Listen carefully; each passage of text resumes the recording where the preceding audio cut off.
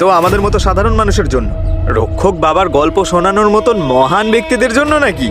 আরে হ্যাঁ, এই কথাটা তো ঠিক। আমি সব বুঝতে পারছি যে তোমরা দুজনে মিলে কি চক্রান্ত করছো। আসল খুনিকে ধরার বেলায় তোমরা লবডঙ্কা, আর এখন উঠে পড়ে আমার পেছনে লেগেছো তোমরা। মনে রেখো, যদি গ্রামবাসীরা কোনোভাবে জানতে পারে যে তোমরা আমাকে এখানে ঘিরে রেখেছো, তাহলে তাহলে তাহলে কি? হ্যাঁ, আরে আমার মনে হয় যে সবাইকে এখানে ডেকেই নি। আমার দেখতে খুব ইচ্ছে করছে যে যখন সবাই জানতে পারবে যে গুরুদেব তাদের বোকা বানাচ্ছেন, ওনার বাড়িতে কালো টাকা পড়ে রয়েছে, ওনার বাড়িতে প্রপার্টির পেপারস পড়ে রয়েছে, তাহলে ওরা কিভাবে রিয়্যাক্ট করবে। রক্ষক বাবার গল্প থেকে সব থেকে বেশি লাভ তুমি করছো রাকেশ নন্দন।